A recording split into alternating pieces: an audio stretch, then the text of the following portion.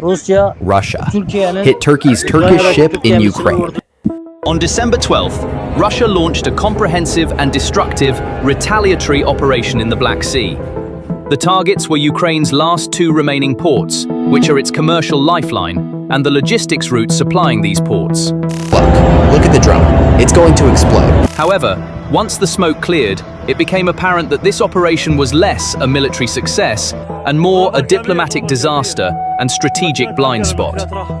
Russian missiles and drones struck 3 Turkish ships anchored in the port. It blew up the ship. The ship engulfed in flames in the footage was the CENK T Ro-Ro vessel, owned by the Turkish logistics company CENK Shipping. They hit the ship. They hit the ship. The ship is burning.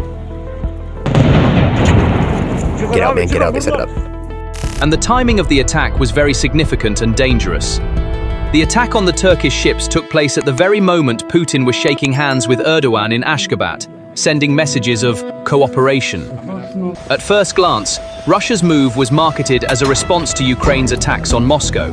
However, the reality on the ground tells a very different story.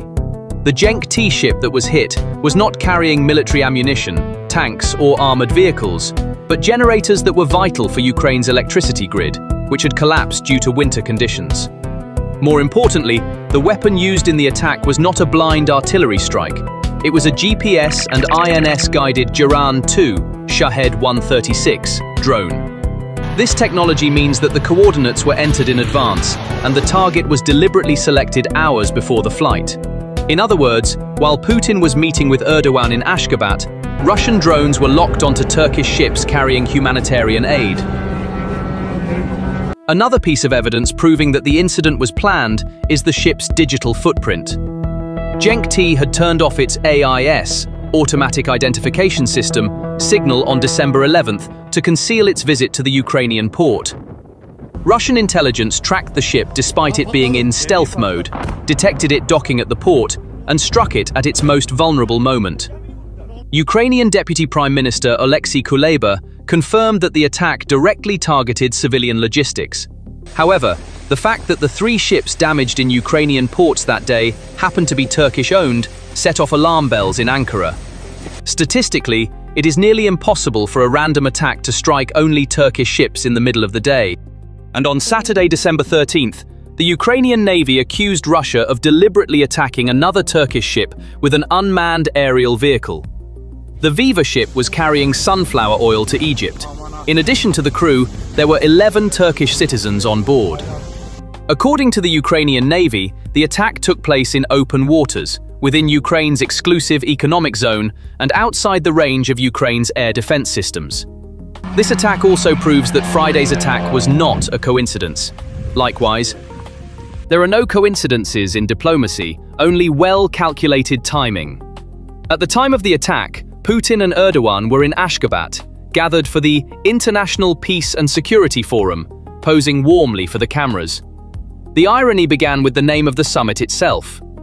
President Erdogan met with Putin and discussed reducing tensions in the Black Sea, reviving the grain corridor, and the safety of civilian ships. While Erdogan was clearly telling Putin, "Don't attack Ukrainian ports and energy infrastructure," smoke was rising from Turkish ships in Ukrainian ports. This situation, beyond diplomatic courtesy, was either an open attack on a strategic partnership or a miraculously coincidental event. The situation was so chaotic that a bizarre crisis even unfolded, with Pakistani Prime Minister Shehbaz Sharif being kept waiting for 40 minutes to meet with Putin, only to be unexpectedly included in the Erdogan-Putin meeting. That strange seating arrangement in the photos, these images summed up Russia's view of its allies. It was clear that Putin had set aside diplomatic protocol and courtesy and was in a tense and distracted mood. What Putin thought was a show of strength put Turkey in a difficult dilemma. However, neither option in this dilemma would be pleasant for Putin. It was in this atmosphere that the news of the attack came, creating a shockwave effect in the corridors of Ankara. In a message released after the attack, the Turkish Ministry of Foreign Affairs emphasized the need to suspend attacks on energy and port infrastructure. In diplomatic language, this was the most polite way of saying, You are testing our patience. The ship catching fire is not just a deck fire. It is a spark that will fundamentally change the risk perception at London Lloyd's and insurance desks in Istanbul. The fundamental rule of the maritime economy is this: if there is no trust, trade stops. This attack inevitably triggered an upward shift in the war risk premium in the Black Sea, as dictated by market dynamics. Putin's move in Odessa could be seen as a military engagement. However, on the strategy table, this event carries the risk of a fatal mistake for the Russian economy, because Moscow has forgotten that the Black Sea is not just a body of water for it, but Russia's economic lung. And the Turkish Straits, the windpipe of that lung, are currently under the sovereignty of Ankara, Turkey, which they are targeting with missiles and burning ships. First, let's clarify the magnitude of the money and risk on the table. Having lost the European market after Western sanctions, Russia transports a significant portion, estimated to be in the 20 to 25% range, of its crude oil and petroleum products to the Asian market via the Black Sea, meaning it must pass through the Turkish Straits. With the Baltic Sea frozen in winter, the Black Sea is Russia's only warm and open exit route. Millions of barrels of oil pass through this route every day. By striking the Turkish ship, Putin actually took the risk of turning the route used by tankers carrying his own oil into a conflict zone. If the safety of civilian ships in the Black Sea is completely eliminated, Russia, which relies on this route for billions of dollars in oil exports, will suffer as much as Ukraine, which is waiting for generators. The second and most critical layer, the shadow fleet. This fleet, consisting of old tankers with complex ownership structures that Russia uses to circumvent the price cap, has always been a risk for the Straits. Until now, Turkey has not intervened in transit, in accordance with the principle of freedom of trade and the Montreux balances. Ankara tolerated these environmental risks within a certain framework in order to manage regional tensions. However, the shooting of the Turkish ship on December 12th is a development that will call this policy of tolerance into question, because the equation is changing. When Russia becomes a threat to Turkish ships, Turkey's right to consider Russian-linked ships passing through its territorial waters and the Bosphorus Strait as a potential security risk can be legitimately grounded in international law and reciprocity principles. So, will Turkey close the straits? Turkey does not need to declare war to do this. The Montreux Convention and local regulations grant Turkey control powers on the grounds of life, property, and environmental safety. A potential scenario that Turkey could bring to the table is silent but effective bureaucratic control. Turkey could increase the protocols and frequency of inspections for passage through the straits, citing increased navigation safety risks in the Black Sea following the Odessa attack. Turkey could demand much more comprehensive and verifiable insurance guarantees, P&I, from tankers passing through the straits against potential accidents. The difficulty of shadow fleet vessels in providing such high-standard insurance would mean a natural decrease or halt in transits. Longer inspections of suspicious or underdocumented vessels off Istanbul could create a halted effect, slowing Russia's logistics and increasing its costs. Furthermore, in an environment where Ukraine views the shadow fleet as a legitimate target, Turkey's stance will be decisive. Russia's attack on a Turkish civilian vessel could strain Ankara's neutrality balance. Any response Turkey gives to Russia's aggressive stance through diplomatic or bureaucratic channels will complicate Russian tanker traffic in the Black Sea. The real nightmare for Russia is not clashing with the Turkish Navy, but getting stuck in the wheels of Turkish bureaucracy. With this move, Russia is effectively labeling the Black Sea as a high-risk zone, threatening not only logistics to Ukraine, but also the operational costs of ships carrying oil and grain from its own ports, such as Novorossiysk.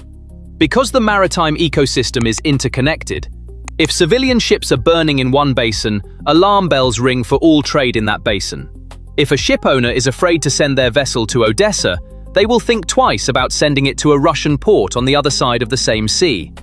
So, while Putin seeks to strangle Ukraine, he is turning the Black Sea into a psychological minefield for commercial vessels, and the risk of these mines blowing up the costs of his own export vessels is increasing day by day. For ship owners and operators, entering Ukrainian ports is no longer a commercial risk. It has become financial suicide. Insurance companies have reached the point of freezing policies or raising premiums to 5 to 10% of the ship's value, saying, if Russia is even hitting Turkish-owned ships, no one is safe. By turning the Black Sea into an uninsurable zone, Russia has not only cut off aid to Ukraine, it has also scared off ships carrying oil and grain from its own ports, such as Novorossiysk. Because the maritime ecosystem is interconnected, if a ship burns in one port, premiums skyrocket across the entire sea. If a ship owner won't send their vessel to Odessa, they'll also hesitate to send it to a Russian port on the other side of the same sea. While Putin sought to strangle Ukraine, he turned the Black Sea into a minefield for commercial vessels, and these mines are now poised to explode under his own export ships. And the most critical logistical breaking point, the position of the Turkish merchant fleet. After November 28th, some of the region's largest logistics players suspended or slowed down their operations due to increased security risks.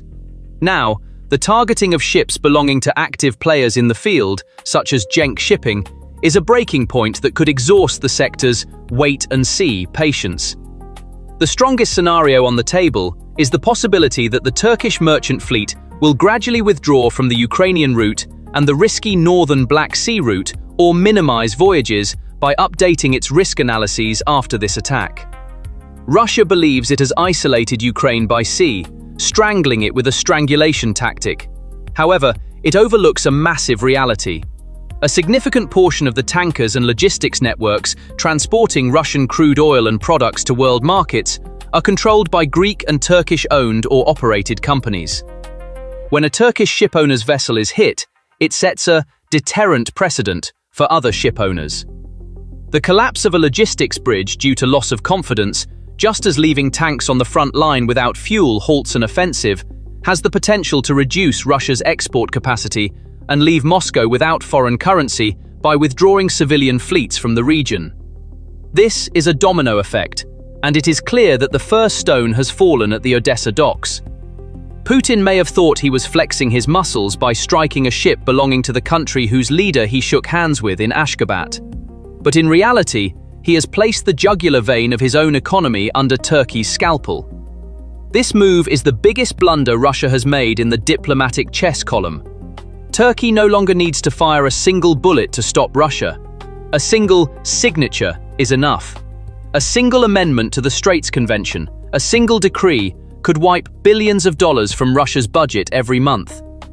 The Turkish ship burning in Odessa may have been extinguished, but that fire has now spread to Ankara, threatening to burn Russia's oil revenues. And Ankara will not rush to extinguish this fire. Putin's promise of security has now turned into panic, a spiral of chaos, unable to protect even its own trade routes, instead striking the ships of countries it considers allies. Logistical suffocation is no longer a theory, but a valve in Turkey's hands. Moscow tried to force this valve open, but all it did was turn the power holding the valve against itself. When you see Russian tankers waiting in the Bosphorus in the coming days, remember that they are not just waiting their turn to pass, but are actually waiting in line for the Kremlin's economic collapse. Because the missile fired that night may have sunk a ship, but it also wiped out Russia's future in the Black Sea. The war is no longer just on the front lines, it's in insurance policies, straight passage logs, and inside oil barrels. And on this front, Russia is defenseless. So, what are your thoughts on this? Please share your thoughts in the comments. To stay updated on new videos, please subscribe to our channel and don't forget to turn on notifications. Thank you for choosing us.